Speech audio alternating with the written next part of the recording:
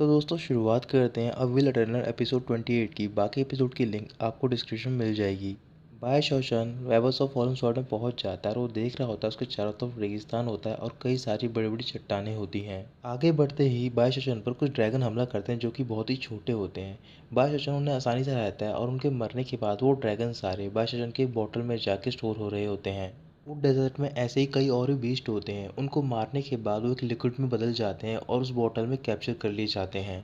जब शाओ बच्चन अपने साइड में देखता है तो फिर वहाँ पर कुछ डिसिपल की डेड बॉडीज़ होती है। फिर उसे याद आता है कि ये तो वही डिसिपल थे जिनकी शाओ बच्चन ने हेल्प करी थी ताकि वो एबस ऑफ फॉल्सवर्ड में जा सकें। उनमें से एक डिसिपल जिंदा होता है तो फिर शाओ बच्चन उनके पास जाता है और उससे बोल रहा होता है कि तुम्हें क्या हुआ है।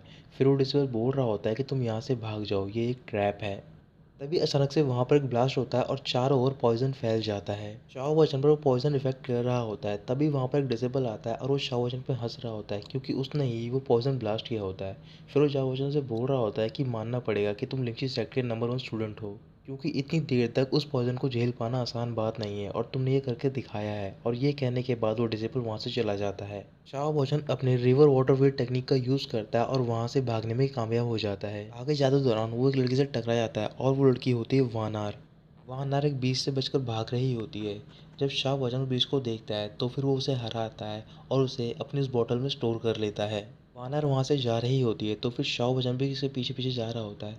फिर उसे रोक कर बोल रहा होता है क्यों हम दोनों साथ में काम करें, इससे हम दोनों एक दूसरे की केयर टेक कर पाएंगे। वानर उसकी बात मान जाती है और वो शाओ वचन से बोलती है कि तुम मुझे फॉलो करो। वहीं पास में एक बहुत बड़ी चट्टान होती है और उसके ऊपर एक बहुत बड़ा बीस्ट होता है जो कि उनको देख रहा होता है। बट उस बीस्ट के ऊपर एक लड़की बैठी होती है। इधर दूसरी ओर जो बाकी डिसिबल्स होते हैं वो भी बीच से लड़ रहे होते हैं और उन्हें कैप्चर कर रहे होते हैं अपनी बॉटल्स में। अब सूरज ढलने वाला होता है और शाम हो रही होती है। शाओ और वानर काफ़ी दूर पहुंच गए होते हैं। तभी अचानक से उनके ऊपर हमला हो जाता है और वो हमला किया होता है त्यांजो सेट के डिसिबल ने, जिसका नाम होता है शी ली शान। शी ली शान उनके चारों ओर सर्कल बनाता है और उस पर आग लगा देता है और वो उनसे बोल रहा होता है कि तुम मुझे अपनी बोतल दे दो जिनमें कि तुमने बीच को कैद कर रखा है।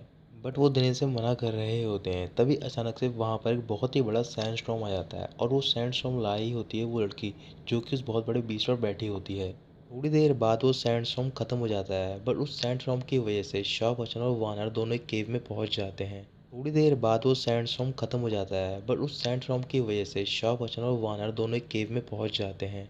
शाओ बच्चन वानर से बात कर रहा होता है और उससे बोल रहा होता है कि मैंने एक लड़की को देखा था जो कि एक बहुत बड़े बीच पर बैठी थी और मुझे अंकल ली ने बताया था कि यहाँ पर एक ईविल स्पिरिट रहती है और वो बहुत ही ज़्यादा पावरफुल है। अगर तुम उससे मिलो तो फिर तुम्हें भाग जाना चाहिए अपनी जान बचाकर। वानर शाओचन से बोल रही होती है कि वो इस वर्ल्ड से बिलोंग नहीं करते बल्कि वो दोनों डीमंस हैं।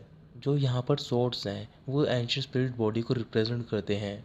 कहा जाता है कि ये बहुत ज़्यादा क्रूअल है। अगर वो किसी भी स्पिरिचुअल एनर्जी को छू लेते हैं तो फिर वो उसे अपने आप एब्जॉर्व कर लेते हैं। फिर तभी उन दोनों को कुछ केव में शोर सुनाई देता है और जो उनकी केव होती है वो शाइन करने लग जाती है। फिर वो दोनों उठते हैं और आगे की ओर जा रहे होते हैं केव में। शाओ वचन को बहुत ज़्यादा डर लग रहा होता है, इस वजह से वो वानर के पीछे पीछे चल रहा होता है। आगे बढ़ते ही अचानक से पूरी केव में सन्नाटा छा जाता है। फिर उनके सामने में से एक शैडो गुजरती है जिसे कि वो देख नहीं पाते हैं क्योंकि उसकी स्पीड बहुत ज़्यादा तेज़ होती है। वानर पीछे मुड़ के देखती है शाओ वचन की ओर और शाओ वचन के हेड पर एक बहुत ही बड़ा एग होता है। जैसे ही वो उस एग को फोड़ने जा रही होती है वो एग कूद कर वहाँ से कहीं और चला जाता है। फिर वानर एग का पीछा कर रही होती है बट वो उसे नहीं पकड़ पाती है।